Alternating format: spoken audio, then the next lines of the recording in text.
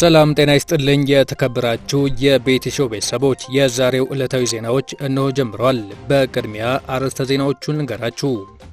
በሶማሌ ክልል ነዳጅ እንዳገኘ የገለጸው የቻይና ኩባንያ የመጨረሻ ማስጠንቀቂያ ተሰጠው። ፕሮፌሰር ብርሃኑ ነጋ የጠቅላይ ሚኒስትር አብይ አህመድን ቃለ ምልልስ መተላለፍ ተቃወሙ። በተመድ የሰብአዊ እርዳታ ኃላፊ በትግራይ ያለው ሁኔታ ከታሰበው በላይ አስከፊ ደረጃ ላይ መድረሱን ተናገሩ። ፌስቡክ ከኢንሳ ጋር ግንኙነት አላቸው ያላቸውን 175 አካውንቶች ማገዱን አስታወቀ። የሱዳኑ ጠቅላይ ሚኒስትር አብደላ ሐምዶክ ሀገራቸው ሱዳን ወደ እርስ በርስ ጦርነት የመግባት አደጋ አለባት ሲሉ አስጠነቀቁ። እነዚህንና ሌሎች መረጃዎችን ይዘናል። አብራችሁን ቆዩ። የተመድ የሰብአዊ እርዳታ ኃላፊ በትግራይ ያለው ሁኔታ ከታሰበው በላይ አስከፊ ደረጃ ላይ መድረሱን ተናገሩ። የተባበሩት መንግስታት ድርጅት የሰብአዊ እርዳታ ኃላፊ ማርክ ሎውኮክ በትግራይ ያለው ሁኔታ ከታሰበው በላይ አስከፊ ደረጃ ላይ መድረሱን የጸጥታው ምክር ቤት ባደረገው ዝግ ስብሰባ ላይ ተናግሯል። በስብሰባው ላይ በትግራይ ያለውን ቀውስ ረሃብ በማለት ለመፈረጅ አንዳንዶች ቢጠነቀቁም ኃላፊው ግን ያለምንም አሻሚ ቃል ረሃብ አለ ማለታቸውን ቢቢሲ ዘግቧል። ኃላፊው በክልሉ ስላለው ሁኔታ ሲናገሩ የእርዳታ ሰራተኞች ተገድሏል፣ ተዋክበዋል፣ ተደብድበዋል እንዲሁም በረሃብ ለሚሰቃዩ ሰዎች እርዳታ እንዲያደርሱ ከመታገዳቸው በተጨማሪም ተመልሰው እንዳይመጡም ተነግሯቸዋል። የትግራይ ክልል ጊዜያዊ አስተዳደር በምግብ እጥረት የሞቱ ሰዎች እንዳሉ ሪፖርት አድርጓል ማለታቸውም ተመላክቷል። በቅርቡ የትግራይን ሁኔታ የገመገመ ሪፖርት አሁን በክልሉ ያለው ሁኔታ ጉዳትን እንደማያስከትል ቢፈርጅም ኃላፊው ግምገማው ያለውን የከፋ ሁኔታ አቅልሎ እንዳየም ጠቁሟል። ምንም እንኳን በክልሉ በተወሰነ መልኩ እርዳታ ማድረስ ቢቻልም ማርክ ሎውኮክ እንደሚሉት ግን በአስቸኳይ እርዳታ የሚያስፈልጋቸው ሚሊዮኖች እርዳታ እያገኙ አይደለም። ከሰሞኑ በወቅታዊ ጉዳዮች ላይ መግለጫ የሰጠው የጠቅላይ ሚኒስትር ጽሕፈት ቤት በትግራይ ረሃብ አለ የሚለውን እንደማይቀበል የገለጸ ሲሆን መንግስት በክልሉ በበቂ ሁኔታ እርዳታ እያከፋፈለ መሆኑንም አሳውቋል። በሶማሌ ክልል ነዳጅ እንዳገኘ የገለጸው የቻይናው ኩባንያ የመጨረሻ ማስጠንቀቂያ ተሰጠው። የማዕድንና ነዳጅ ሚኒስቴር በሶማሌ ክልል የተገኘውን የተፈጥሮ ጋዝ አልምቶ ኤክስፖርት ለማድረግና ለልማት ፈቃድ ላገኘው የቻይና ፖሊ ጂሲኤል ኩባንያ የመጨረሻ ማስጠንቀቂያ ሰጥቷል።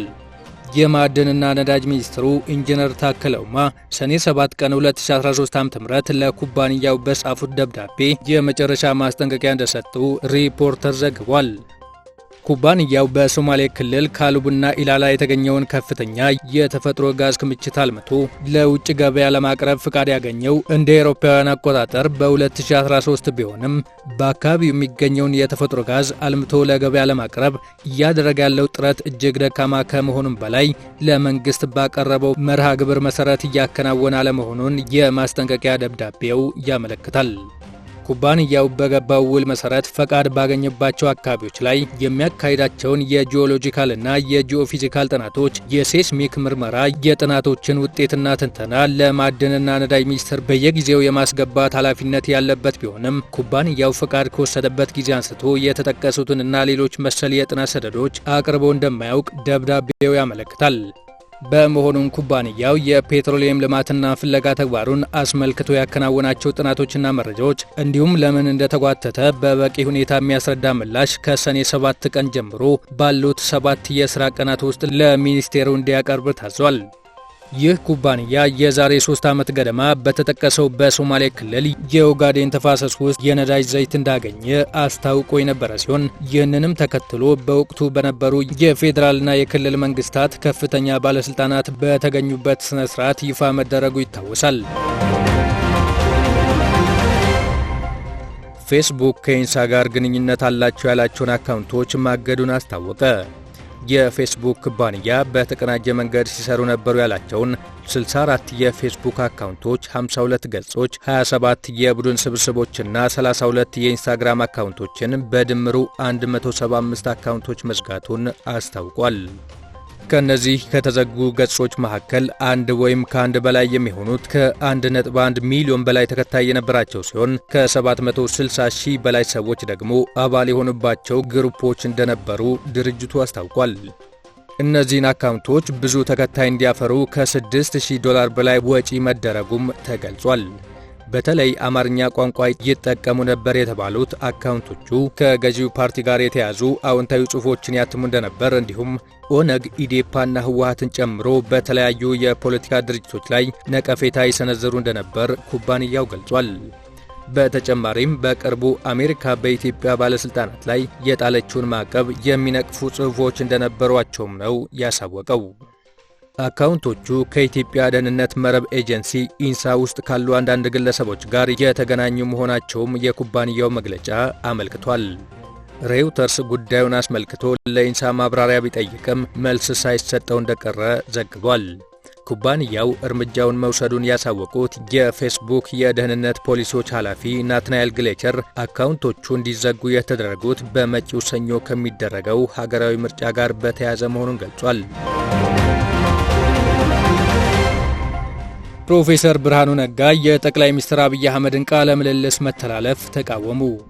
የኢትዮጵያ ዜጎች ለማህበራዊ ፍትህ መሪ የሆኑት ፕሮፌሰር ብርሃኑ ነጋ የምርጫ 2013 ቅስቀሳ ካበቃና የጥሞና ጊዜ ከተጀመረ በኋላ የሚደረግ ነው ያሉትን የጠቅላይ ሚኒስትር አብይ አህመድ ቃለ ምልልስ ተቃውሟል።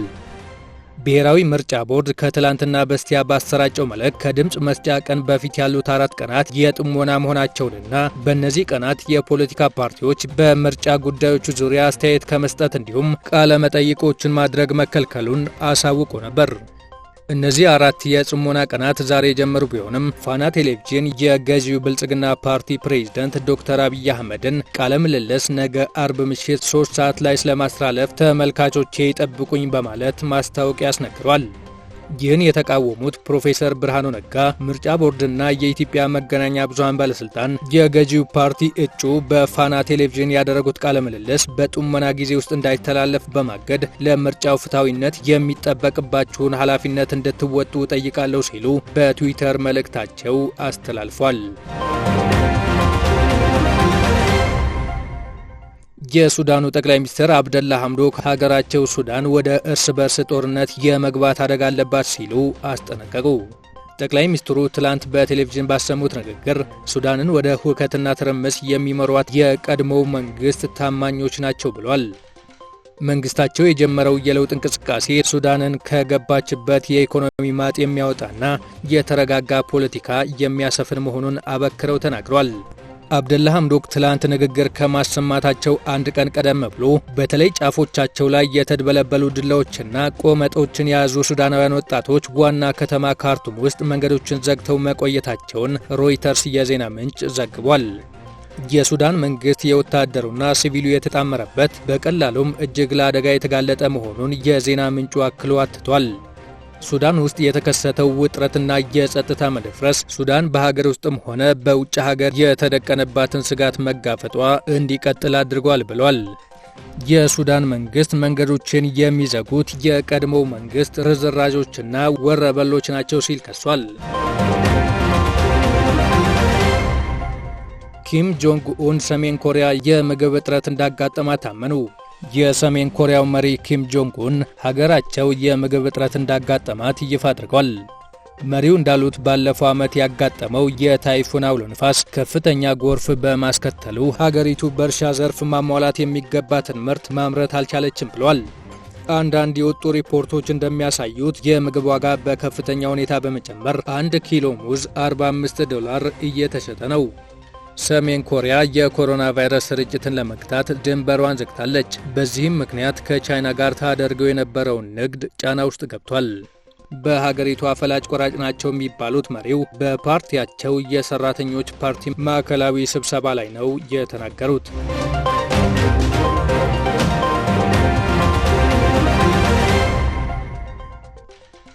ክቡራን አድማጮች ዜናዎቻችንን አበቃን። መልካም ጊዜ።